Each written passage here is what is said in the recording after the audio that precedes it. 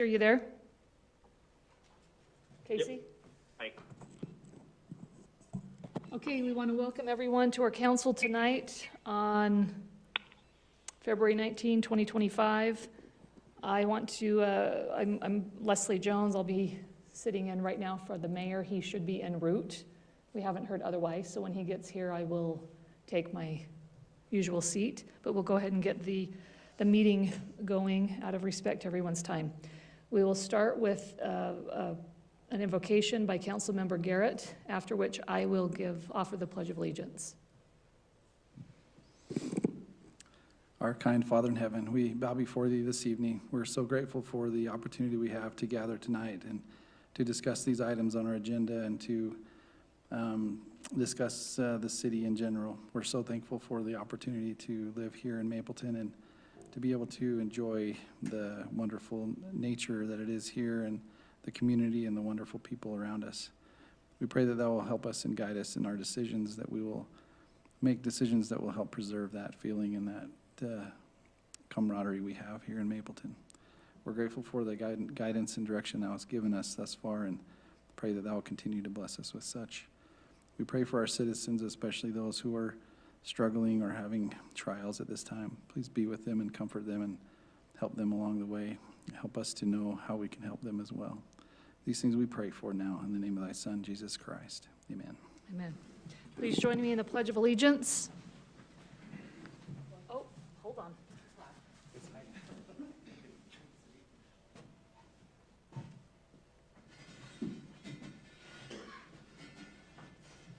Thank you, Reed. I pledge allegiance to the flag of the United States of America and to the republic for which it stands, one nation, under God, indivisible, with liberty and justice for all. I want to recognize Councilmember Beck. He is here on a speakerphone, so he'll be joining us remotely. We will start tonight's meeting with our public forum. This is where members of the public can speak on really any topic, ask questions that they may have of the council and mayor.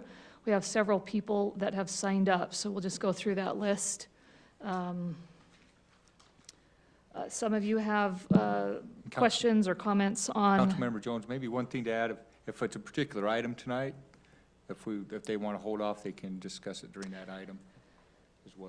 Now, the action item number 1, that's not a public comment Correct, item, right? correct. I think Yep. some of them have comments or questions regarding that item, so Okay. now I think would be And the then time. on the discussion items, they're welcome to hold for those, and they can speak on them. It's your call, but Okay, yeah, so if you wanted to comment on the discussion items, item 2 and 3 on the agenda, please, we just ask that you wait until that item to make those comments or questions. So we'll start with Lillian Kump with Tabitha's Way. Go ahead, please, and just restate your name for the record. Lillian Kump with Tabitha's Way Local Food Pantry. I'm here to just make an announcement. It is that time of year where we're going to have the annual statewide Feed Utah Food Drive. That's going to be on March 15th. And we do have a few locations that are going to be specific for Tabitha's Way. One of them is going to be Spanish Fork Macy's and Santaquin Macy's, and then again our actual food pantry is a drop-off site, and that is from 9 a.m. to 1 p.m. And then also I guess we are going to be putting together a flyer that will have all of those drop-off locations. We weren't sure if you guys were interested, maybe having us send that your way so that in case those that had questions about it, because like I said, it is a statewide food drive. I'm not sure who. I'd love a digital version, then I can share it on social, maybe. Yeah, then we can get have... it to Camille, and then we can all get it out. Yeah, That'd do you have be a great. digital version? Yeah, I should be having that like by next week. Perfect. And then, so I'll try sending that to you. Yeah. And then the other item that we wanted to announce is we moved into a new building last month. It was very much needed. We outgrew our space quite a while ago, and we are going to be having a ribbon cutting on March 27th. And I have some invitations Right. for all of you. And there is a QR code on there to RSVP, so we have an idea of how many people will be attending. Great, thank you. Wonderful, thank you. 10 a.m. And the drop-off location at the Macy's, is this in addition to the cart that I see in the entrance? Is it something in addition to that, or That will be, yes. that's just kind of a fixture at Macy's now, right? Yeah, we will have actually a truck there with several Oh, okay. containers there so people can drive up and drop off. Oh, okay. It's like a drive-through. Like a drive-through, great. So I'm not sure, are we No. wanting to leave one for each? You're good. No, that's me right here, and our mayor's not here, so we're good. And then Camille, you can give one to Camille. Would you be keeping both locations? What was that? Would you be keeping both locations? Our old building is actually just across the street, and we Yes. will be leasing that out. So, So I it mean, won't so be- it'll be still in our name, but we will be leasing that out as Okay, a source of revenue for our so pantry. people coming to Tappas Way will go to the new building Correct. when you, for now when the ribbon cutting is, okay. Yeah, exactly. Any other questions? Thank you so much. Thank you. Thank you. Okay, Mr. Hanson.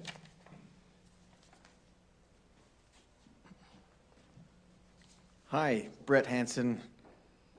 I live in Mapleton on 2400 South, 1325 West. Moved in 2000 bought the house in 2013. So it's been what, 12 years, 11, 12 years? Anyway, I was just aware, the reason why I'm up here, I just wanted to kind of talk to you a little bit. I was just aware that you guys were going to be talking about the traffic master plan, the transportation master plan, excuse me, that's the word.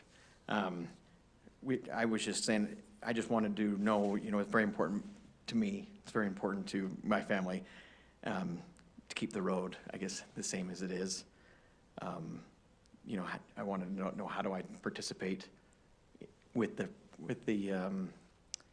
because you're gonna be. Process. The process, that's the word. Will there be like an open house, or will you just announce it online? It'll be probably public, stuff like that. And Brett, we will be talking more in depth about all of those details here shortly, so. Okay, great. Yes, I just wanted to see an update, because on the plan right now, the 2010 plan, I printed it off. This road right here in particular, the 2400 South is that's where I live, right there. It shows that it is blue, and the legend says that it's an existing major road. But I went out and measured it today, measured it years ago too, but it's 21 feet, around 21 feet. Right in front of my house is 21 feet. And the road just to the south of it, 2600 South, is actually like 22 feet. And that's showing as a minor road. So it's mislabeled, so I feel like The that classification might not be quite accurate. I feel like the classification is misleading and not accurate, so anybody that's living there looking at it can be misled on that point. Yeah, so that's traffic law. And then I just wanted to point out also on the transportation plan on page 4, it's the idea of traffic calming. I just wanted to reiterate, because we all know this, that our Mapleton values. It enjoys and will take necessary steps to preserve the peace and quiet in residential areas through the use of modern traffic calming techniques, including a circulation design that slows traffic in strategic locations, encouraging safe driving practices, and providing for safe and efficient transportation system. Anyway, just knowing that, because I know I see him over there pulling kids over all the time on my street. Yeah, no, I've seen you out there in your non-labeled car. Is there, regarding the traffic calming policy, are you requesting implementing something on your road? Are you, No, tell us a little bit more about your thoughts on that. My thoughts is it's already calm. Right now, I do know that they just built a house there, and the current owners I think the city would have to purchase the property from Win Everett to have from my understanding, I could be wrong. But when I talked to Win Everett, I talked to his wife, and their plan was to do a circle right there, or just do a cul-de-sac circle. Anyway, so I would say leave it as is. Okay. I think the plan shows that the future is going to go through to 800 Okay, so you're not West. asking for a traffic calming initiative on your No, road? I'm just Okay. saying that. The concern is that it would need calming in the I gotcha. future. Yeah, Yeah, I think it would be bad, but anyway, that's all I have to say right now, so. Thank you. great, thank you. Stay engaged on the topic. That's great. Yep. Chad Coford. Chad Colford, I also live on 2400. The concern would be, as a citizen, that we start the process now, we appropriate a lot of money, get our bonds or grants from UDOT, and then in 6 or 9 months, boom, here comes the study, and it comes back and it says, cut the road through, and everybody goes, well, that's what they said to do, so that's what we gotta do. And so that's why we're here at the beginning of the process. Everybody in this room currently behind me are residents that live on 2400. It's the largest final single piece of A2 zoning left in the city. If you open that road up, you'll destroy A2 zone, period. Furthermore, Mr. Christensen and myself own through the road to the other side. It will become very expensive to allow 6,000 cars a day or whatever's planned, whatever that study comes back, to bring all those cars down. You're gonna have to improve that road. You can't leave it, it's 20 feet in front of my house. I walked out to measure and 2 of my neighbors drove by and Brett was out measuring, and so it's already causing a buzz. But I just don't wanna come back in 9 months and have it slapped down and have you guys say, that's what the study says we gotta do. That's just the way life goes. When the last plan, the 2010 plan, or whenever that last plan was drawn, all the new homes up there either weren't planned or were so far in the future they weren't taken into account. So there's gotta be other ways to get them out than to come through a 20-foot wide road and spend all the money to acquire the property in whatever manner that requires. If wind develops, then you'll force him to give that section to you to bring it through. If not, you'll have to eminent domain it, take ours.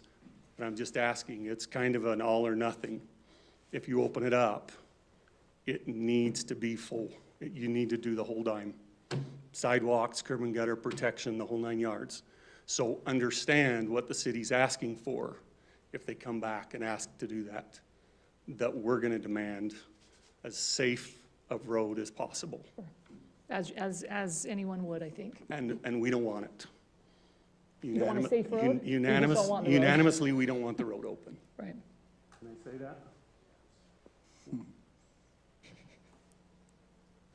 I'm saying it, okay? So, we love that we found out about it. Thank you for hearing us out. Good luck. I gotta tell you, I'm impressed with what people show up to. I'm glad to see all of you here. We have a budget meeting, Nobody. and it's crickets. Nobody shows up. So I'm glad to see that you're, however you were aware of this topic, I'm glad that you came. But I wanted to speak just right quickly to something that you mentioned, Mr. Colford. Just because we have master plans to give guidance. And I speak for myself, not for the entire council. But I would like to think that we, just because it says that, we don't stand at attention and immediately go bond and build the roads, right? I mean, we have some process and some flexibility in there, but that's just a general statement. Let's go through this process, stay engaged in it, get your friends and neighbors, and as we get more input in this process with any topic in this city, we want good, healthy discussion so we understand what those concerns are. So thank you for And coming you do tonight. have, with Casey Beck living in your section of town, you have a good advocate for keeping the rural feel of that area as well. It would change it dramatically. Yeah, I don't anticipate, for me, I love the feel of the space. So I like the idea of preserving it. Even if a study comes back and says, well, in theory, that, like Councilmember Jones said, that doesn't necessarily mean that we would agree with it. So small town, big heart kind of thing. Yeah, it's a guide, right? It's a guide, and we consider all of that, so. Except for the legislation, right? At the Hill right now, Right, there's a right. bill that would say, yeah, your general plan is carved in stone, so. And I would just add that push whoever is hired for the study to come up with multiple alternatives, not just come back with a single alternative and say this is the way it is, just because it yeah. was on the previous one. I would think just you'll ask for find that. through this process, as we have a public open house, I think you'll find quite a bit, there will be, as I was reading the proposal, you correct me if I missed something, they do some preliminary processes. We come to the open house, there is a proposal, and then there's an incredible amount of feedback taken at that open house, and that may then result in a variation, perhaps a few different options from there. So that's why that public engagement is so important. So we'll talk more about what that entails when we get to this agenda item. I thought the proposal, reading that proposal, was very helpful in what we as residents can expect through that process. So we want it to be very transparent and engage with people who are engaged on this topic. So, okay, Colton Christiansen. Well, my awesome neighbors, I'm pretty much just dittoing everything that they've said. One thing I think you guys could be aware of, and I would like to go on record, as far as the safety, some of the people that you guys are gonna hire, the company you're gonna hire, I'm sure they're gonna be top notch, and I'm sure they'll consider everything. But we've all discussed this amongst ourselves, and one thing I would like to go on record is there would be a significant safety issue. There already is. I moved here in 2020, and when I first moved here, what really astonished me is how fast people were driving in front of us, on that little small road. Well, it doesn't take a rocket science, about 3 o'clock in the afternoon, when all the young high school, students and stuff get out of school and they've been cooped up and they want to drive a little fast. And, I mentioned these guys, we should probably have a speed bump or something in there to encourage people to slow down. And I guess that's been a topic in the past, and In many neighborhoods throughout the city. but the reason that all of us are here is we're extremely tight-knit, and one of the things that brings us close together all the time is it is an A2 zone, which means there's cattle, there's horses, there's goats, there's things, and as hard as we all try, they don't always stay contained where they're supposed to be contained, and they end up on the road a lot. And we're always calling one another, hey, so-and-so's cattle are out, and we know so-and-so's gone or at work, and we're moving. It's a constant problem, and it just comes with that type of lifestyle and that type of zoning. I would like to go on record stating that is, in my opinion, and most of our opinion, a significant safety risk if a road was to really go in there. Not the animals are one thing, but somebody coming through there and catching a cow and swiping his feet out from underneath it. You guys, law enforcement, you guys know what that entails. So the rest of it, I think everybody here is gonna have a similar story, but that's about all I can say. Thank you so much. Thank you. Mr. Walpole. Ralph Walpole, basically agree with what was said. Just one other thing that I notice as I'm going in front of your parents' old house and through where the park is, down 800. If our road was to go all the way through, a lot of the traffic from especially the high school would come up, turn left, and go down 800 right in front of the park. And it's a great safety concern for the city because all these kids are getting out, and it just increased the traffic on 800 right along the park where, we don't need kids out in the road getting hit and things like that. And then, like I said, the rest of all these guys, we all have the same concern, but there's got to be other routes for traffic to come off the subdivisions up above. But anyway, appreciate all you guys do. Thank you, You're Rolf. doing a good job. Thanks, Rob. Thank you. These are some important topics, and as a segue into our action item, which is to discuss approving the service agreement with Wall Consultant Group for the Transportation Master Plan. My takeaway from some of these comments is three primary points. First of all, preference is not to punch when we're not here to talk about this specific road, but it's the road not punching through, but if it is, it needs to be classified properly and made safe. And I'm not here to say that it is or it isn't, but that's my takeaway from some of the feedback. But Rob, let's introduce the topic and we can Sure. go Yeah. from there. Yeah, so, yeah, and I also like to thank everybody for coming in and giving us feedback. I will assure you, and I'll go through the steps that we're gonna take, but there's gonna be, lots of opportunities for the, citizens to give their feedback on this project. It's not gonna be done in a black box and then handed to you guys and saying, this is what's gonna happen. Our transportation master plan, as was touched on the last time we did, more of a full transportation master plan was back in 2010. Even at that time, there was not traffic modeling that was done. It was, and Mapleton was a lot smaller. That wasn't an uncommon thing for cities the size of Mapleton at that time.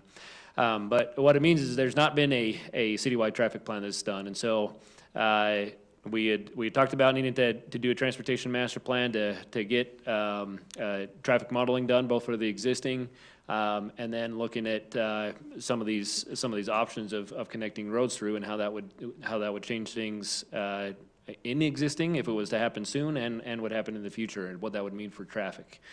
And so the other thing that we've discussed is making sure that we have an opportunity to go through it. A very thoughtful process to determine what our roadway projects are going to be for the next 5 and the next 10 years, especially. And so we had applied probably 8 months ago for a grant, both the Mountain Land Association of Governments and UDOT do planning grants for transportation studies. We got our grant through UDOT, and so they are funding this on a 2/3 UDOT funding, 1/3 Mapleton funding basis. And we went through and put together what we wanted and sent that out as a public notice for qualified consulting firms. We had 6 different consulting firms, all of which had a pretty significant amount of experience doing not only similar transportation master plans, but doing them locally. Wall Consultant Group is the one that we chose. That was a selection committee made up of myself, my assistant city engineer, and Sean, our assistant city administrator and the community development director, because transportation ties pretty heavily into the adjacent land uses. And so we were all taking a look at it, and Wall Consultant Group has done a significant amount of local transportation master plans, and especially for cities similar to us that are wanting to keep, not a big commercial area, not an urbanized city, but in different parts of the town, going to be more of a suburban or even rural area. And so they did similar plans to what we had, what we're envisioning, and did very good jobs with it. And so Wall Consulting Group, like I said, is doing a very good job, and the type of things that we're going to be doing with that transportation master plan is we are going to have a public open house where everybody can come in. We're also going to have an online, they call it a story map, but it's basically a place where you can go in, and they'll set up maps of different ideas where you can go in and say, hey, this is a safety issue today, or I have here's what the previous master plan has shown, and I have concerns about this, and here's my specific concerns. So there'll be a couple of different ways, both online and in person, that citizens can come in. They're going to do some modeling up front just to kind of have some feedback as to what different options mean in terms of what we would expect the traffic would be under certain conditions. And then we'll open that up to public feedback and see what concerns are. We'll be looking at safety. We'll be looking at intersection improvements. We'll be looking at sidewalk improvements. We'll be looking at some places where right now there's very short sections of, got roads stubbed into both sides. So there's a few connection pieces that we'll be looking at. All of the options that we have of what needs to go into all of those things, and then the end thing, they'll also be looking at our policies. One of the things that addresses specifically what y'all have talked about is our current policy, to where If there is a roadway that is connecting, or a roadway that is extended to a certain point, and it makes sense if things are to develop, it is in our policy to continue that roadway on. And so if we don't want that to happen, then we need to change our policy, our written policy, written code. We need to take a look at all of that. And so they'll be looking at our code, at our policies, our plan, and making recommendations, all that, to where we know that in the end, I think we've got 3 city council meetings that we're planning on presenting to the city council during this process. And so it'll be, like I said, a very thoughtful process, a very well done process. These are guys who have done this thoroughly and have great recommendations of being a great group to work with. So we're excited about it. So the proposal is to allow us to move forward with that. We'd assumed, I had put in my proposal for the grant, assuming a budget of $150,000. Their proposed fee for this is $140,000, so it comes in under the budget that I had assumed. Like I said, 2/3 of that would be paid for by UDOT. In fact, we already have $90,000 that they advanced to us up front, and so at the end of the project, we'd ask for the additional $3,000 from them, and then ours is about $46,000, $47,000 that'll be coming out of our streets professional services budget, which I adjusted this last budget amendment to include this and the design projects that we're doing right now. So that is a proposal. Great, thank you. This is not a discussion item, so we won't have any additional public comment on this, but this is an opportunity for council to ask questions and discuss or make a motion. One of the things I noticed in here is there'll also be an open house on the July 24th Pioneer Days. So that'll be this year, right? Yeah, it wouldn't necessarily be its own open house, but they would propose to have a booth. We'll work with Logan to get a booth there. Yep. An open house booth is what it calls it. So that'd be a good place as well. So it looks like there's plenty of opportunity for public involvement, which we really want. Yep. Hey, Rob, you don't happen to have that last slide on the staff report that we can put up on the screen for them, do you? I don't. But I could don't that know. last slide No, if be used at some point in some of our public conversation? I'm glad you brought that up. The reason I brought it up is because it's a really crisp, clear picture for residents that you can see the timeline and the steps that are going to take throughout this whole process, and where key times in the process timeline where members of the public can come and make comment or make suggestions and things like that, and see the progress and see what steps are being taken along the way so that you can understand the whole picture. It's a really cool visual graphic. Looks like it has adoption in November. Yeah, it looks like November. That's the goal. That's the goal, That's yeah. the goal date, right? Yep. So Brett, No. so this is accessible, this is what I was mentioning, you can access this proposal online so you can see in you greater go. detail what that will all entail. So I would invite you to refer to that. We'll do a lot of social media posts as well as Oh, in that's our awesome. newsletter. Each month, we'll kind of talk through what that particular month is going to be discussing, so. And you're welcome to call us or come into the office, and I can give you some business cards here after this meeting too, so. Yeah, so Camille's got it up there. It's just a basic timeline chart that gives you a overall view of the whole step process all the way through November.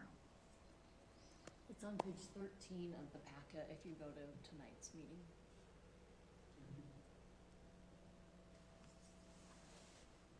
I don't have any questions. I'm appreciative of the 2/3 grant funding for this Yeah. item, so I'm glad that you had the foresight to apply for that. So I'm happy to make a motion. Great. Okay.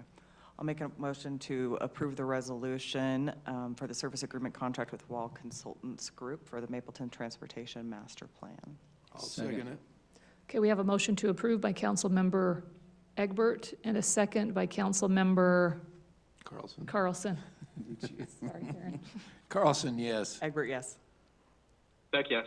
Jones, yes. Garrett, yes. Okay, thank you so much. And that'll get started immediately. Wonderful. Get a 2/3 on the other, as finishing the job too. Yeah. Okay, thank you so much. We invite everybody to stay. We've got 2 discussion items on our agenda. These are public comment items. Corey, do you want to take these, or Rob will who take is it, that Rob? first one, yeah. Oh, yeah, that's right. Rob, go ahead. All right, thank you. So, we've had a few discussions about roadway items over the last several months, and if you recall, we talked about the design projects that we're doing. We're moving forward on the East Maple design project and the 300 West design project. We've got one more piece of right-of-way that we need to get, but we should be able to move forward on constructing the 800 North US 89 improvement so that we can, UDOT can put the signal in. But today, what I'm going to talk about is is pavement maintenance and our road fund fee. So Mapleton adopted the road fund fee in 2017. Also commonly referred to, they're actually looking at doing a bill. In the legislature, they call it a transportation utility fee, but it's all the same thing. We call it ours our road fund fee. Adopted in 2017, so that's $8 a month for residential. It comes with your utility bill, and then for non-residential, right now we've got it at $12 a month. And what that is used for is to augment. We get what they call B and C road funds. That's municipal and county roads. We get allocated some funding through gas taxes and also some fees on now at this point electric cars, since they don't buy gas but still use our roads. We get allocated some funding, but that funding is used for paying all of our staff for the road items. It's goes towards plowing and salting. It goes towards building new projects, our sidewalk funds that we do, and doesn't cover all that, and then have enough to fund the pavement. And so, like I said, in 2017, Mapleton adopted a road fund fee to help cover additional pavement maintenance needs. So again, we only use our road fund fee for pavement maintenance projects. Mapleton has, as of the end of 2024, just if you want to know what that means in terms of budgeting, at the end of 2024, we had 4,273 residential units that were billed the road fund fee. So that would equal, as of now, that's if that was to hold, about 410,000 per year off of residential, about 11,000 off of non-residential, for a total of about 421,000. So our current maintenance plan shows to keep up on pavement maintenance, we need about $800,000 a year, and again, that's covered by B&C road funds to help cover those. Legislature I had written in here is reportedly set to consider a bill. It has come out as of last week, right? And it's just fine. It will not, I was going to talk about it. So HB 454, the league is a supporter of it. Yeah. It really doesn't affect us. It'll affect, anyone who had a public safety, wanted to add a public safety kind of fee. What it does affect us, it allows us to continue collecting a fee, but to increase it or reissue, per se, you have to provide an adequate alignment between the data that supports the fee and how you're using your existing money. So really, it's just saying, hey, if you're setting a fee, make it a data-driven decision and make it transparent, which is not a problem for us at all. And you have to provide evidence that it is connected to that general use. What they're trying to avoid is saying, okay, everybody has to pay a fee. This is more educational we have people in the room today.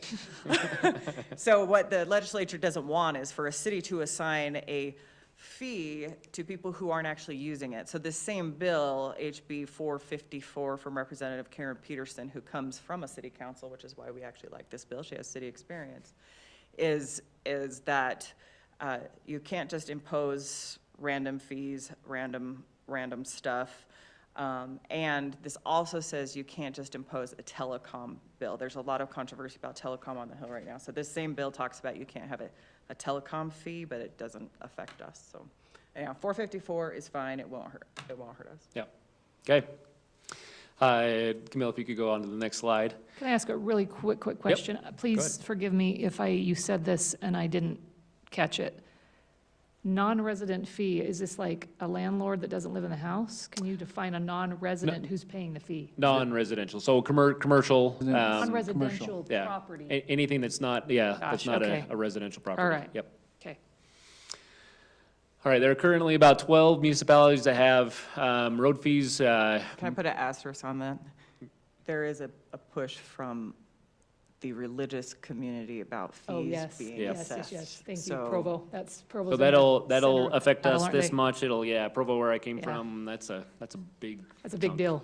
Yeah. So just to kind of compare us to a few of them. So again, ours is 8 for residential, 12 for non-residential. Pleasant Grove is just under 7 for residential. They actually lowered, even though they won a lawsuit, they actually lowered their fee from what it had been previously, at least on the residential. So they're a little under 7 for residential, but then they have for non-residential, they have anywhere from $33 to $189 per month. For their commercial. Provo is pretty low. They were one of the first ones to implement it. They're at $368. I just talked with the guy who's over there, pavement maintenance, and they are doing a study right now, and that's at least what is proposed to be able to keep up with pavement maintenance. They would be doing a pretty significant increase. I live in Provo, but I would support doing that because it's an important thing. And again, they have a lot of commercial there, so they have anywhere from $10 to $237 per month for some of their commercial sites. And then Highland is $18.50. Residential, non-residential is the same. Highland is similar to Mapleton in terms of doesn't have a lot of non-residential. It's a pretty minor part of what they do. So I mean, kind of as you can see, it's data-driven, but it's kind of still all over the place. We're kind of in the middle of where everybody's at. So I had Zions draft a study in April 2024, thinking that what was going through the legislature at the time was going to be finalized. It is not finalized, and so I've kept it in draft form. And especially as we're going to start the transportation master plan, I'll get to this on the next slide, but proposing to just wait until we have some more things done. But I had started them looking at it. They had just basically taken a look at all of our road fund needs minus what our BNC was projected to be covering, and then what would we need to, because the legislature, the bill at the time, and it looks like even the current one would allow it to be used for also construction projects, and so they were just taking a look at, okay, what's all of our road, what have we been spending minus what we're getting from the gas tax and electric car taxes, and if we wanted to cover that, the whole rest of it, 100% with the road fund fee as opposed to pulling from general funds, this is what it would need to be. And so they had shown starting this year it would have to be a little over $14, and then it would rise a little bit per year just to cover presumed increases in construction costs or in payment maintenance costs as costs with that, like everything goes up a little bit. So we had them take a look at it. This is what they found, but if you go to the next slide, what I'm proposing, here's some options. We could make no changes to the fee, just keep it like we have now. It does keep the status quo, which nobody has challenged so far. I don't know that, they picked Pleasant Grove to kind of try to see if they could get the whole thing taken down. The con is that non-residential is not fully proportional to the impact. So your average commercial does not only produce 50% more traffic than a home does. It's on some of these is significantly more. So it would make sense for us to have a bit better of a spread, not for every commercial, but to have 2 or 3 categories of commercial. And have it be more proportional. We could adopt the design study and their proposed rates right now. it would be more proportional, and the new study was based off of last year's budget and going forward, some assumptions. But number one, the bill may change the analysis. In terms of the current bill, we could probably get away with their analysis, and it wouldn't change it. We just need to see as it goes through the committee and the full thing, whether it does change anymore. But the thing that I would propose is that we hold off and we just wait until after our transportation master plan is done. Really, we want to, what I'm proposing to do is just continue to use a road fund fee, whatever it is that we adopt in the end, is just have it cover our pavement maintenance. But I'd still like to see what the transportation master plan does to see how much of our B&C road funds are covering future transportation needs. Then we can see, we'll have the fuller picture. We get some, we get those B&C road funds, we have the road utility fee, and just make sure what our gaps are and how we're gonna propose to fill them. And then we could take a look again at the proposed utility fee at the end of the year, once we have the fuller picture. And again, roads can be paid for out of the general fund. I know there's a lot that we're trying to do, but just because there is a gap doesn't mean that it has to be covered by the road utility fee. So, right, I like to just kind of get a better picture, have the transportation master plan done, just kind of see the fuller picture, and then bring it to y'all for a discussion, and then move forward with Zion to Offhand, do update you the have an idea study. of how much of that $800,000 is currently being covered out of the general fund in addition to, I mean, are we making up the full gap with? No, so last year I think we had, it was probably 400,000-ish, about half of it was general fund. From general fund, Yeah, okay. half of it was road fund, yeah. Okay. It was a road utility fee, yeah. Okay, so what are you looking at from us? So, well, I just wanted to kind of. Which one of these? Well, just see if you're, first off is see if y'all agree. Like I said, I'd sooner just wait. I've been paused for a year. I'd rather just wait until we have the transportation master plan done, have a fuller picture, and then I'll, if there's a proposal to be made about updating our utility fee, I'll bring it to you at the end of the year. Is just kind of a general feedback. Are there any objections to that? Yeah, I don't have anything that would justify increasing a fee at this point. Just FYI, the current language on this bill, which is out of committee now, revenue from a transportation utility fee may not supplant existing general fund appropriations that the city has budgeted for transportation facilities as of the date of the transportation utility fee becomes effective. So there is a window to watch there. So it needs to be moving forward after for the next fiscal year, kind of a thing? Yeah, and then it's basically, if you've budgeted for it, you can't go collect a fee if it's already, Right. I mean, it makes sense. But in this reading, I haven't seen this language about houses of worship, so it looks like this issue has been addressed. So there are 3 different classifications of users of transportation facilities: residential, commercial, and houses of worship users, where a property typically generates use of a transportation facility on 3 or fewer days of the week.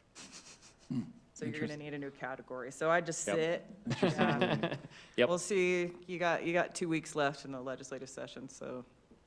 No, I'm supportive of just waiting until we have more information to Yep. the end of the year. I got a quick question. Not a lot of people know, but your predecessor had a plan and a timeline and a really good map study for every street and road in the city as far as when it needed maintenance, what kind of maintenance it needed, and what years those were projected out to be. I assume you're still using that or something similar to make your judgment calls on these. And like everybody else has said, I'm totally not opposed to waiting for the transportation master plan to be finished to finalize this. I just want to make sure that we revisit that, at least the past projections on every street and now the new streets that have been built. As far as the cost, I just want to It'd actually be really make sure that interesting we're to looking see, at that. it'd be interesting to see if that study has proved valid. Right. So it's been several years since we did that update that was expressing what the wear expectation on each of these roads would be. It would be interesting to look at that and see how close it was based on population increase, road usage, and what we've actually updated. Maybe it's a data nerd in me, but I'm like, was it legit? Well, so in general, I can give you the best engineering answer, which is always the best engineering answer, and it's it depends. Yeah. Which road are we looking at? I All think, those Rob- analyses are done. You know, you got typical curves, but every road is gonna, some of them are gonna last longer than you thought they were, and some of them are gonna get worse than you thought they were. There's not a perfect. Within a certain rate of confidence. I think, Confidence Rob, interval for that would Are be you making tonight, different? tonight, he's gonna show you a little bit more Yeah, that might give I you am. some ideas what these next couple of years even look like with Right. costs, so. Yeah, and really, so what he put together is a good, it's based off of a curve, that, a professor at BYU did a lot of analysis on what, he had seen, studies of what he'd seen of what worked in terms of when to do maintenance. And so it's based off of that. I will say it is something that you have to revisit every few years, because you need to see how fast did that particular road, you know, is it staying better longer, or is it getting worse? And so it's not, it gives you a guide, but it is one that you have to update on a regular basis. So I'm not gonna be able to project to the year what exactly needs to be done on every road, you know, 6 years out. It's We have a materials guide that we gotta change. change. Yeah. Different materials So. change too. Yeah, but I do have, but it is, I do have what I'm proposing to do over the next couple of years. But yeah, if we go to the next slide then. So this is what we did. In 2021 was the first year that it was allocated $800,000. 2021, Steve did spend about $800,000 on crack seal, slurry seal, and HA5. 2022, as we were getting prepared for doing the fiber project and all the trenching that was done there, it looks like he you know, from talking with him and looking back through the records, we did about $135,000 of slurry seal. We had the project ongoing the last 2 years while I was here, so I did about 450, you know, working on roads that I could work on that had already been done. Did about 450 on HA5 crack seal and spot repair, and about 350 last year on HA5 and then repainting and doing some spot repair. What that means is that we have, because once that's put into that fund for pavement maintenance, it stays in that fund for pavement maintenance. And what it means is that we've got some savings and some things that I can use for the next couple of years to catch up on pavement maintenance. So what I'm proposing to do is about $2 million this year and $2 million next year. I've got 1.5 in this, based off of, you know, a smaller at the end of 2024, and then going into the first half of 2025, I budgeted for a 1.5. But in terms of the full year, I'm looking at doing about $2 million worth of pavement maintenance this year, using $1.2 million worth of our reserves. We have about $2.4 million in there. So I'll use about 1.2 million this year and 1.2 million next year to kind of get caught up. And so we'll go through, but I've got what I feel like is a good plan for 2025 and a good final draft, I'll call it, plan for 2026. Things may change there, but a good plan, especially for this year. So and then for basically what that does, especially it kind of goes again to kind of supports waiting until the end of the year to redo the road utility fee, because I've got some savings that I can do to kind of get caught up, and then we'll have the transportation master plan. Then would be the time to take a look and say, okay, you know, let's look at what we need going forward. And so at least for right now, what it shows that we're projecting is for the remainder of the last 3 years of the next 5 years, we need about $800,000 a year. So if you go on to the next slide, then. This is what I've got right now. It's out to bid with Spanish Fork and Springville. It should be somewhere in the $400,000 range. These are the roads that I'm doing, getting Slant Road done, getting our section of North Main microsealed. The first bit of 400 North. The rest of 400 North going up, a lot of it was had been sealed with a different type of seal, and so I'm doing the last section with microseal. Should be good for the volume of roads that we see there on Slant Road, Main, 400 North, 1600 North are all a little bit higher traveled roads. So about 400,000 should come back at about 400,000. Also doing a couple of little cul-de-sacs that need to be done, and since we're right there with microseal, and they're got some cracks in there, it seemed to make sense to have them do it while they're sitting right there. If you go on to the next slide, I'm proposing to do what should come back again. We'll see, because things change a little bit, but based off of what we've been paying for HA5 the last couple of years, I'm expecting about $360,000 worth of HA5 on a lot of residential roads. If you go on to the next one. We'll email this out to you as well, Yeah. so you can have a, okay, good. So I need to do some crack seal before, basically I'm getting done everything that we're doing, microseal and HA5 on. Need to make sure that we get all the crack sealing done beforehand. And if you go on to the next slide, there's gonna be some that I'm looking at doing some mill and overlay. They're more beat up roads where it's just, it's some of these that are, and we've got several of them in the city, but kind of taking a chunk at a time of getting them up to an almost new pavement again. And so these are some of the sections that are pretty broken up. And then that leaves me about 400,000. There's some of these roads that we're going to need to do a leveling course or do some patching before they come through, and then we'll need to do repainting in the end. So some of the roads are not. There's some roads that I know that need to be done. There needs to be a leveling course that's put on the north section of Slant Road where it's really uneven.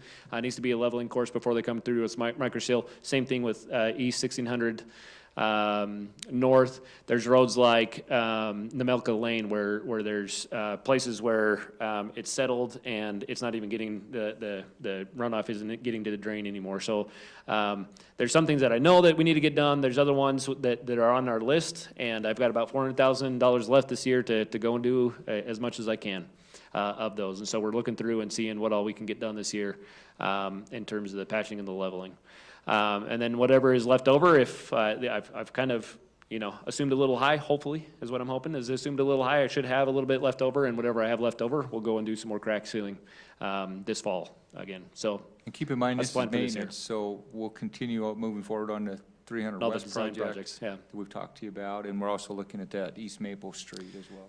Yeah, so that goes back to, so I've got the some funds built up in the pavement maintenance in our road fund fee that I'm using to supplement the next couple of years, and then we have a bit saved up in the B&C road funds, which is the ones where we're working on design, and we'll use those B&C road funds for construction projects.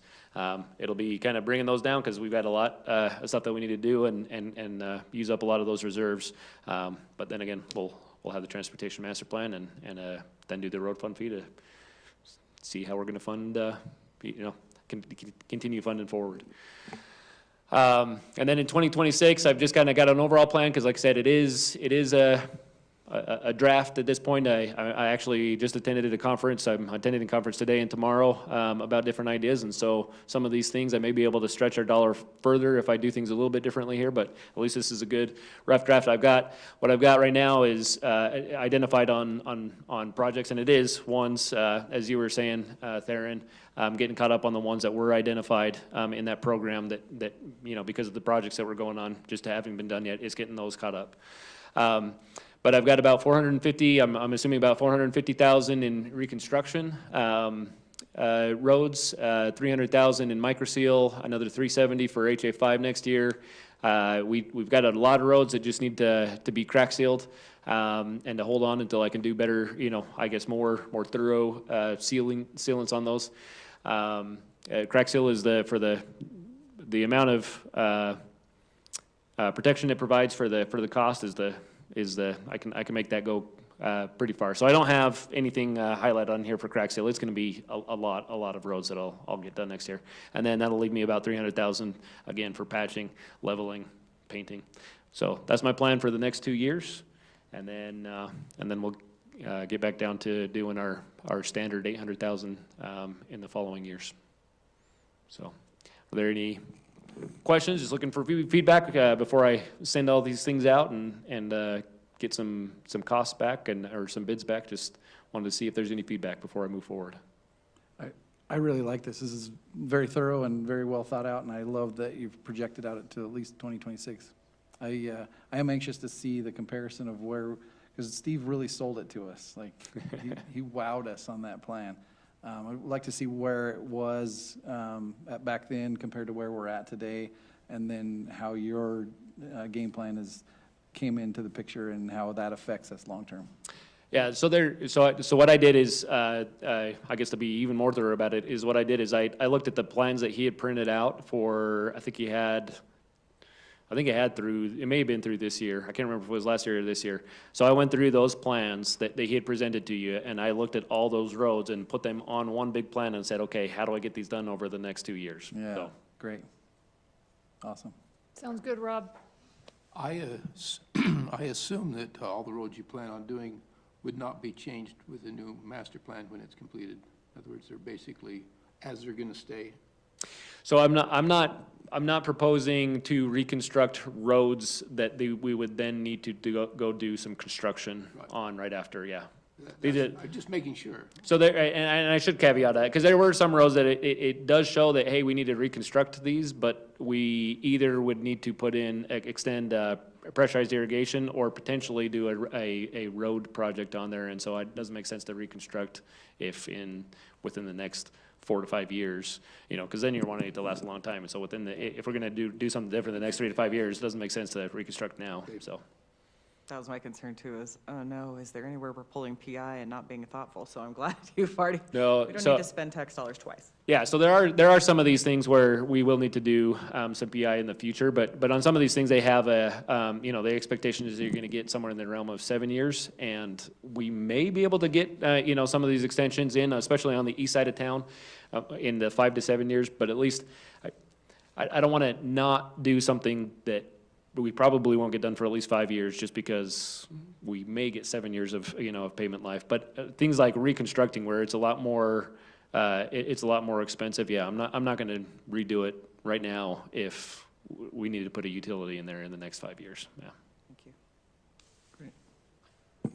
Great, Rob. Thank you so much. Okay. We look forward to the master plan, and then we'll reconvene on the topic of the fee at a later date. Okay. Thank you so much. Okay, the next discussion item is discussion on our spring and fall cleanup costs. Corey? So, council members, we've talked a little bit in these last couple months in regards to the costs that we've noticed in these last couple of years. First off, I want to mention for both this spring and fall cleanup, it's been successful. It's been pretty cool to see the residents being able to come. It makes it easy for them to come here to the corner and be able to, you know, as they're cleaning their yards, that they don't have to go clear into Springville.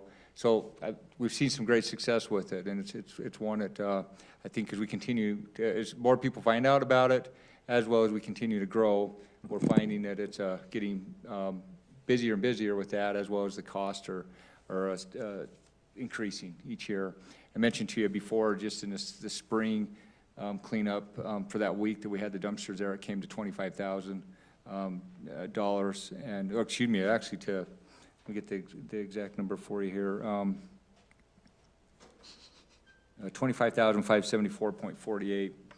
So we have not received the fall invoice yet, so we're waiting on that one still. I'm anticipating that cost will be similar as well, and we actually reached out to them just recently, and we should be getting that.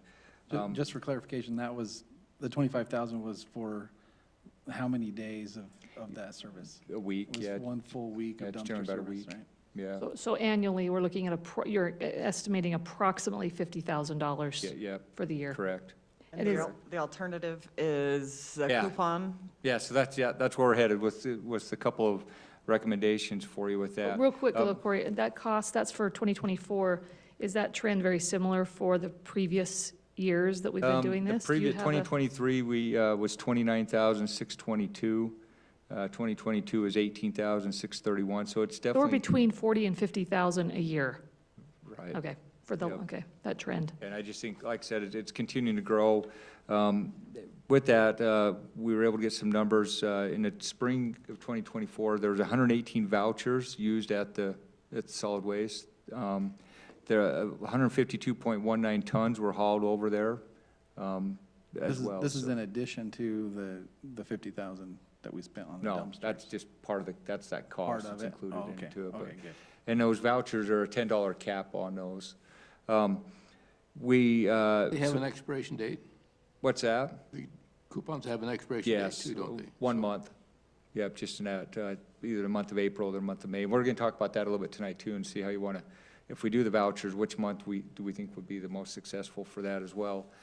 We've also talked to a couple of other cities, and they're running into the same problem, and so they're now going to the voucher approach versus having dumpsters throughout the city like we were doing as well. So with that said, then we come to what's the pros and cons. One of the, obviously, number one concern is the cost. Another concern we've been having is what's the percentage of households actually using this dumpster? And so let's say it is at 20% of our community, and they're, that group's coming and really using it, well, the other 80%'s paying for it. So we're a little worried with that. There's not a easy way for us to say, hey, you can only bring one truck, go over here, and that's it. And so that's a little bit concerning as well. So we think by going to the voucher approach, discontinue the dumpster thing, just going to the voucher, we'll be able to then see how many households are actually utilizing this service. We'll be able to see which homes it's coming from and see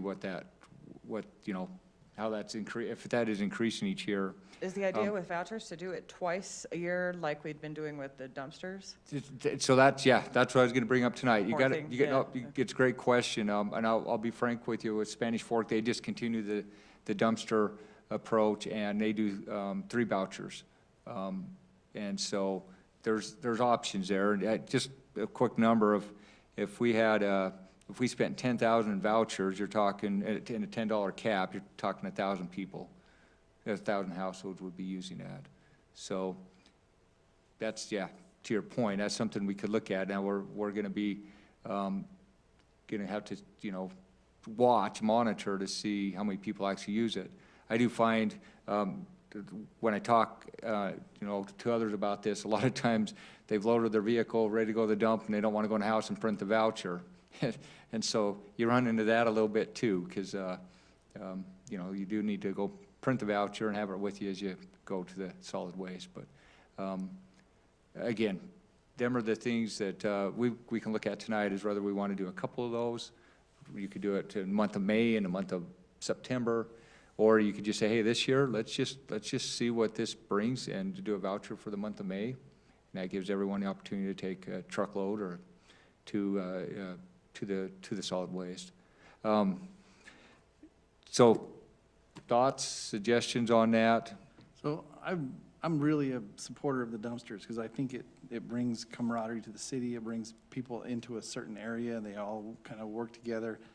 I don't know if many of you have been on site on the morning of the community cleanup, but there's literally hundreds of trucks and trailers that come through there, and everybody's helping each other unload their trailers. It's a very good community building experience. Yeah, and but it's also a mess, and you have to get up there and stomp things down, and people dump their couches randomly, and right, but that's a city service. I mean, there's nothing wrong with it, and there's really no negatives to it. We don't get up there and stomp anymore. We now have a loader that comes in and smashes it down, and then just comes and scoops it up, and puts it in, the stuff that overflows. Yeah. I've been It's quite really- pleased it's with the really cleanup become- part. It's really become It's very not a- smooth process. Yeah. It's expensive, so what I'd like to see is, okay, if we shrink it to only having the dumpsters Thursday, Friday, and Saturday instead of 7 days, is there a base fee plus the tonnage, or is it split up differently than that? Like, if we can cut the cost in half but still provide the dumpsters for 3 days, and then provide a voucher or two throughout the year, is there a mixture of options that we can do? I know, just for everybody's information, I've been really looking into the costs and possibilities of doing our own dumpsters and having our own truck to run dumpsters, and have a truck that would be both used for that and dump truck, as well as a snowplow in the winter. That's what we do at BYU, and I run that program. It's a very efficient, versatile way of doing it. Doesn't necessarily mean that we have to do it, or if it's not meant as a good thing for Mapleton, but it's an option I've looked into. And we've been having some discussions with the solid waste about that. Rob, the truck you have right now, it's only for what is it, 10? 10 yards. I think ours are, man, I should have thought about this getting today. I think it's 8 is what our current dump trucks hold. Which would probably need a 30. You're talking about yards? Yeah. Yeah. 8-yard truck, yeah. Yeah. But, Oh, so yeah, for sure. We'd have to For look the roll-off. at quantities and scales and all that kind of stuff. Yeah. But I'm just saying, let's look under every rock and make sure we're looking at every option. But that's my preference, is that we continue to still hold the dumpster thing, because there's lots of residents that don't have trucks or trailers that rely on their neighbor to come and help on a service project to get their stuff, and hauling it down there without a voucher, that, you know, there's lots of different things to consider for our citizens, especially the senior citizens that don't have a lot of help, but having dumpsters here is still a big service for them. So I'm hearing maybe your idea, obviously, for that volunteer group that comes in on April the 26th of this year, which is a Saturday, your thought is maybe like a Thursday, Friday, Saturday, so the Or 24th, 25th, even just 26th. Friday and a Saturday, because the time cost of having hundreds and hundreds of people on a service project, and then having to have all of them drive all the way into Spanish Fork to dump, and Yeah. sit in line for hours and then come back, is a huge loss of productivity, Yeah. where they can just come here, dump, and go back and get another load, come back, dump. Yeah, one of the things we were gonna propose on that cleanup day was to actually have dumpsters provided for them, Yeah. but not necessarily open it up to the public to come one, come all. That's something you Yeah, would need that's to a- talk about. What I'm hearing, yeah. your thought is maybe a come one, come all. Hey, that dumpster is gonna be there for 2 days, whether it's for the volunteer group or whether it's for the community, it can be used Yeah. on that I Friday, actually Saturday. I think that's a great efficiency, Theron, to say just Friday, Saturday, and Saturday obviously would be really busy with the community cleanup, but if we can do just Friday, Saturday and cut our costs and streamline the community project, I think that's a fantastic idea. I I think- love the idea of vouchers also. I like a blended approach to Yeah, this. that's what I think would be good. I see no reason why we need to leave things there Monday, Tuesday, Wednesday. Like, people can plan ahead, you know? We don't need to have everybody eat the costs on that, but, so maybe there is a blended approach where we could say, hey, the dumpsters are here for 2 days, and in April, on Friday and Saturday, and in May, you'll get a certificate, and, you know, if 118 people, or a voucher, 118 people, the cost is minimal, and it won't make up half of the difference. So even if we can cut, 20% off our costs, I'd be thrilled.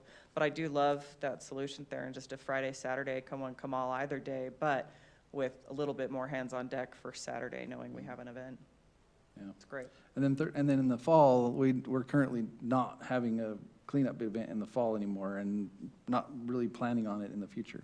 Could So still just be then, Friday, so then we Saturday. reconsider what we do in the fall. Yeah, 'cause What it- I'm proposing is specifically for the spring and that big cleanup activity. Fall now, there's a lot of leaves, there's a lot of other things that the citizens would love it if we still provided at least a couple days of dumpster there, but whether we need to or not, I think is less of importance than it is in the spring. And we could see what the costs come in at by end of May. Make a 1st of decision June, we'll there. know, and then we can make a decision from that. Because you're correct, this last fall, we did put the dumpsters out for another week. Yeah. Reed, I know you have some experience there. So any thoughts or ideas for us with what you're seeing? I'm not sure of the coupons they get. Can anybody use them? In other words, aged people, somebody cleans up the yard and says, well, here, just take my coupon to go dump it. It's possible. So what will happen is each household, That would be good. in the newsletter, each household they'll receive that coupon. And then they'll just cut it out, and then they can take that to the dump. So yeah, they could Unscientific. hand it over to their neighbor, and, You can't, though. You It's can't? a specific color that they're told that has to be at the dump. yeah. If you had that color, you, And then our website, it's not like it's coded, though, Right. yeah. But- Well, you can't just go on and get the newsletter because it's got a circle through it on. And the- on you web- have to You the get one email of the issue. newsletter. website, there's no way for them to print it off the website. We're gonna have it's gonna be, Watermarked out. yeah, Terminator, whatever. But the official newsletter comes to their home, like Kim was mentioning, that's the coupon that they'll cut, or the voucher that they'll cut out. Yes, Reed, they could then hand that over to their neighbor, which I've seen that happen, where it's like, hey, we're cleaning a neighbor's yard, everyone run home and print your vouchers and help them out. So that's possible, which I Great. guess is okay. They Yeah, just, I'd love to have people do that. yeah. Yeah. It's a great You- way to use it. You keep mentioning print them, but they can just only use the ones in the mailed one. If you get your newsletter through email, if you're paperless billing, Uh, and your bill comes, so your newsletter will come to your email. Yeah. The right one will be in your email. Oh, okay, so the one you get online will be watermarked out, but the one on your email won't be, okay, that makes sense. I know sometimes if other cities have the same date they're doing it, it's a little hard for the trucks to pick them up. Like on a Saturday, if there's like 3 cities doing it, to Right. keep everybody happy. It gets I'm a be little challenging. worried about that if we crunch it to that Yeah. point. Well, Yeah, 'cause it could be a zoo. But that speaks to your point, Corey, or your question, is if we only do it over the weekend, using it for the service project participants, which over 2 days, if it's a come one, come all, that's a nightmare. I'm not in support, of course, of having it all week long. So I would be in support of using it for the service project day participants, like not advertising it throughout the city. And then there's a voucher maybe that comes that month in the mail. But I think having it a come one, come all for 2 days, I think that's a disaster waiting to happen, personally, but. And to Reed's I'd be point, fine to experiment with it, to see if it actually is a disaster. Yeah, you could, yeah. Like, do it in the spring, do the 2 days tying with Darren's event, and a voucher for May, and then just see what happens, then we can come reassess for fall. I mean, we And could see fall, what I would even happens. experiment and do nothing in the fall and see what the feedback is in the fall. I mean, that's what I would experiment for the fall, but. I can tell you, I hear it a lot from citizens. One, the grateful citizens that we do provide in the past, vouchers, but currently dumpsters. But I still hear a lot of citizens make comments of like, how come we don't get a voucher anymore? And when they understand that we've been doing the dumpsters instead, they're totally fine with that. But I think you'd get a lot of kickback if you just didn't do anything, because there's a lot of people that rely on it, for sure. At least and the people that I talk to, there's a ton.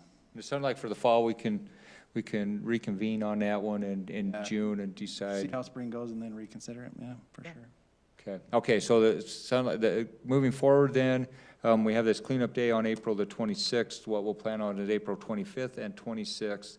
There would be a come one, come all. And then a voucher would probably we'll give that one for the May, just so the weather, May better than April. I think so, for sure. Or we could do April and May, Just do April, or excuse me, May. do May, okay, a voucher for the May, and then we can return a report.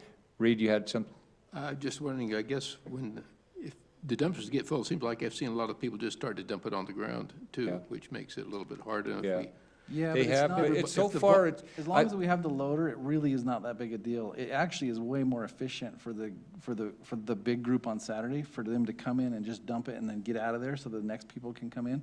And the loader picks up, when there's a slow time, the loader picks it up and puts it in. It's actually really smooth and it goes very, very well. Yeah. The last 2 years has been actually a breeze. honestly, I think your benefit is we have this property where I'm seeing it in other cities, they're doing it in their parking lots or their parks on asphalt, and it's a Yeah. mess. If we end up getting to that point, then yeah, That's- it's gonna be a problem. yeah. But currently where we have this open dirt property, Our only problem is gonna be what he mentioned, if all of a sudden our trucks aren't coming back fast enough to Right. keep up with the demand, and people are generally pretty respectful there. We'll just have to see how that goes, but. One idea that Provo does, if there's especially if a bunch of people are bringing like a big trailer full, is that they'll just give them a voucher right there and say, hey, Take it yourself. the transfer station's, 15 minutes away.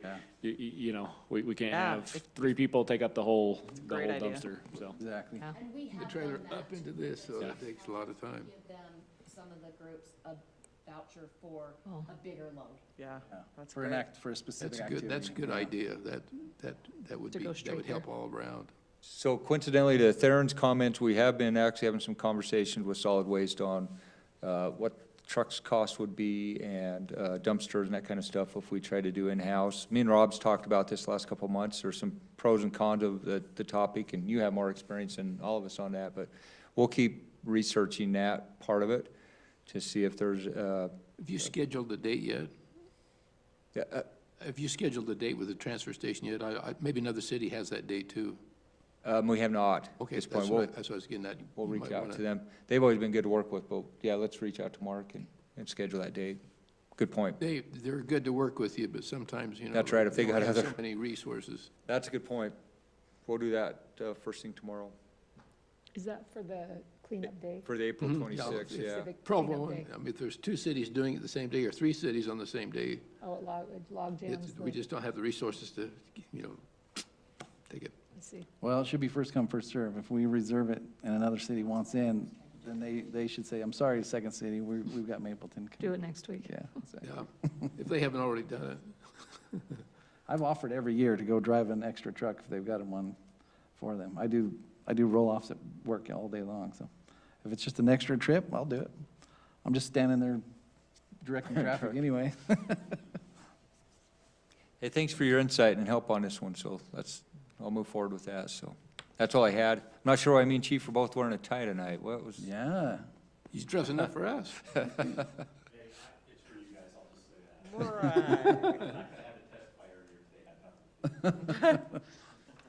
Well, Chief, why don't you kick us off with administrative reports? Yeah, and I'm glad you stuck around for this. I think this will pertain down to your area.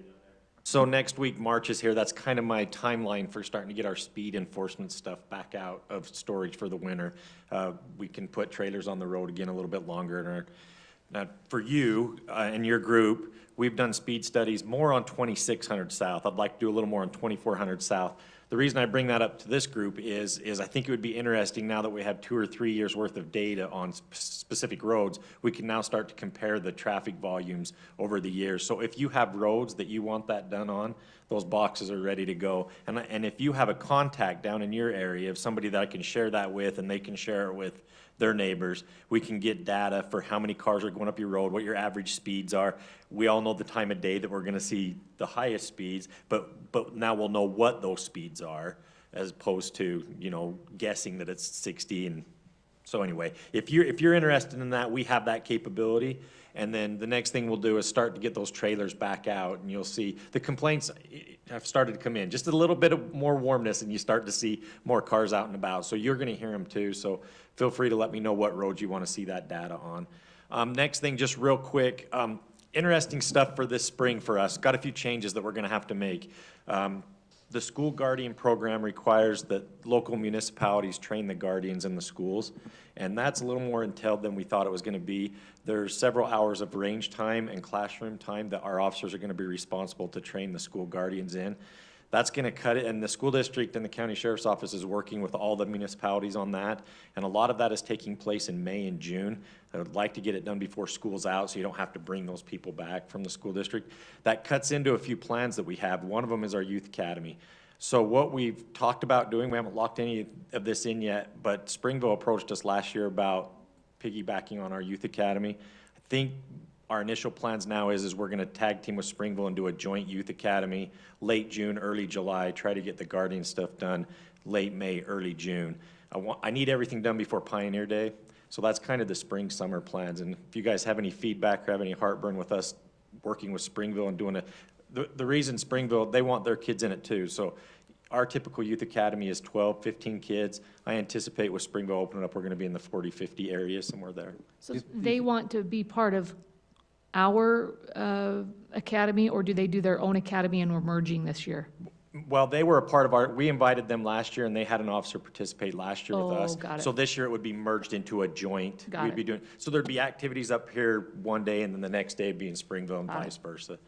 Gives us a little more resources, a few more people to teach. So if you guys are okay with that, I think that's probably gonna be our plan. I anticipate forward. moving it outside of the school months, that you might lose a few due to summer vacations and things Yeah, like that. that's been our struggle every year, is somebody taking up a spot, because we only have a few spots, but if they can't be there every week, and vacations and ball game and everything, so. Yeah. We've done it in June in years past, but I think this year might be a little bit later in June, early July, so. Well, and maybe you can adjust time of day, or like, you know, if you run over into July is always hard for vacations because you've got 2 holidays you're building around, but maybe there's something creative about time of day that you'd draw people more if it was 9 a.m. instead of 5 p.m. Yeah, that's a good thought too. It's gonna be different this year, I Yeah. guess is the take-home points be a little bit different this year, because there's a few things going on. I love working with Springville, and I think that's great. Yeah, they're fun. They're good guys down there. So, but like I said, I just need everything done before Pioneer Day. So be kind of busy through there. So just so you know, I checked with Chief Glasgow. He didn't have anything to report. So thank you. Great, thank you. Rob? You've heard enough of me today. Okay. Thank you. Reed? We had our TAC meeting at the transfer station today, talking about the budget for next year. We do have some concerns, some things that have come up that's going to change. We're not sure exactly what the increase is going to be, but definitely it looks like, pretty sure that Bayview is going to go up to from $10.50 a ton to $12.50 a ton. So that we'll have to pass that along, so it'll be an additional $2 there. Some of the other cities are considering dropping the rooftop fee, which is a $500,000 spread out by the tonnage rate through the member cities, which I should have looked up, see what Mapleton's is, but it's around 40, 50,000. Yeah, it's right in there. Yeah, Right price. around in there. So we're talking about dropping that. But that would mean we'd have to raise the tonnage rate another $2, so that's $4. The insurance on the building and the new facility, the way they're doing things now, is going to raise, would you believe, $1 a ton. So there's $5 a ton without doing anything. And some of the other changes we need to make will probably, we're looking at maybe adding $6 to the $40 rate now. None of that is for sure yet. We're still trying to review things to see exactly where they fall, but just to give it a heads up, we probably might have a major price increase tonnage-wise. Wow, yeah. And most of it's external to the transfer station, all but the dollar. Is it too soon to see you receiving a lot more customers than you had in the past? The tonnage keeps going up. Yeah. Tonnage keeps going up. I mean, obviously growth, and it's just a nice facility to, Yeah. So and the more tonnage does help. yeah. Great, thank you, Reed. Jessica? We got 2 weeks left, folks. The ones for land use that I was super concerned about are held in committee, so I'm pretty excited about that. There is the election law from Representative Burton, from Representative Burton. That one, we talked about how it would have implications to costs for cities if you had to actually have a poll worker at the ballot drop box. It looks like that one is circled right now, so it's just kind of stalled. My understanding was a sub was gonna come back to say, maybe if you indicated with a state driver's license or Utah state ID, you could put that number on a mail, vote by mail, and keep a vote by mail process. So it's one to watch because it could be significant costs for us. That's HB 300, but I see it right now, the status is circled, so that's good. I think that means there's still things going back and forth on it. The municipal broadband one, we've talked about how that's danger. I hope it will not move forward, but we're okay because we're getting in under that. I didn't catch earlier, yesterday, is the league opposed to that one? Mm-hmm. Okay. Yeah. The league is opposed to something like about the same amount they're opposed to that they're supportive of, and then there's a ton we're watching. There's like 230 bills right now that affect cities. And all of the ones that are really that are opposed are pretty much oversight related. There are still some land use ones. There's one about gravel pits and mining that I don't think will affect us, but generally it will. vehemently opposed Yeah, there'll to. be some indirect effects if that goes through. Oh. Yeah, basically saying, hey, if you have a gravel pit and you own the land adjacent, even if it's not zoned for a gravel pit, you can go ahead and do it. Like, I mean, that's simplifying the bill, but, yeah, without getting city approval, like, if you own the adjacent land. So that one's a little bit tricky. Wonder who wrote that one? Yeah, same as last year. Housing affordability, you're gonna see probably some overlay zones that I think are okay. There's a lot of language that's really optional with some of those. Stephen White went through with some optional things. I'm still thankful to have him in that position. We do have one, 465, that's the law enforcement agency amendment. This is a hard against, and what this does is, this is the one we talked about, right, with White. So this one is really reactionary to Salt Lake their response to homelessness. So the governor's office sent Salt Lake City a request for a comprehensive strategy to address homelessness. Salt Lake replied, has a very comprehensive plan that they're implementing. Takes time to implement all of these things. There's some angst that it's not quite good enough. And so to kind of solve the problem, there's this bill that comes out to say, hey, in a crisis, the state can send in some kind of crisis team, whatever they're calling it, without approval from the municipality.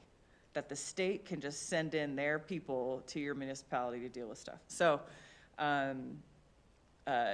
Police Chiefs Association's hard against, cities are hard against, because it's basically saying the state can come in and without any approval from the city and bring in their people without even talking to police. So that's a tricky one. Let me see if that's in committee right now. Ooh, it's on the House for second reading. That's actually 465. I would be nervous about that one a little bit. Let me see if there's any other ones that are. Local government fees, we already talked about 454, not concerned. It'll just make us more transparent and accountable. White's land use amendments are huge, but they're okay. There's one about residential turf that'll affect our new builds. Basically, new builds having reduced turf requirements. That's it's moving, but not super fast. And Is that because the lot size is so small? it's basically not saying you can have, yeah, well, that one's not gonna make it. But saying you can't make brand new construction, put in all grass in the front. You know, like, you have to be thoughtful about water use for new construction. And I think that's not a big deal. The mining one, scary. Zoning amendments with both of Representative Ward's HB 88 and 90 are the ones that are stalled, and I'm thrilled for that. Public safety retirement, are you following HB 417? Okay, HB 417, it's provisions governing post-retirement reemployment. This is your bill from years ago. They just got the fiscal note on the 12th, so it's pretty new. But it's basically saying you can be reemployed, it's 60 days. Anyhow, pull up HB 417, you'll want to get in on that one.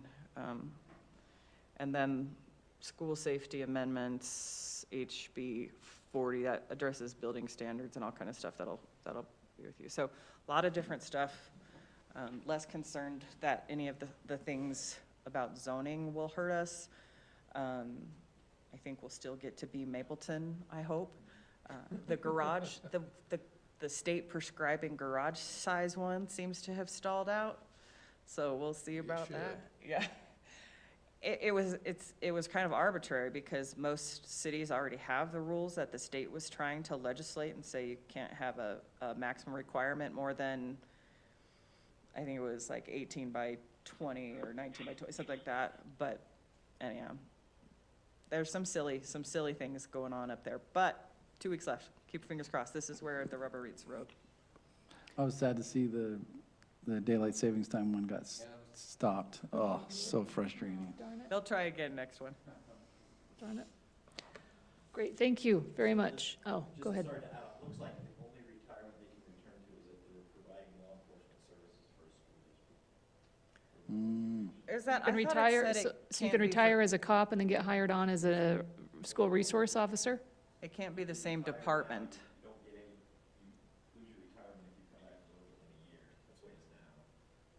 If the retiree returns to work for a local education agency providing law enforcement services and meets other specified criteria, so they can come back to the guardian. I thought they could come, maybe I misinterpreted. I Maybe was thinking maybe that that's it the whole was, reason for the bill. as long as they were come back They can for the increase same that pool of employer within guardian. 60 days, but that actually might be the problem. Yeah, retired school yeah, dig into that if we need to speak up about it, yeah.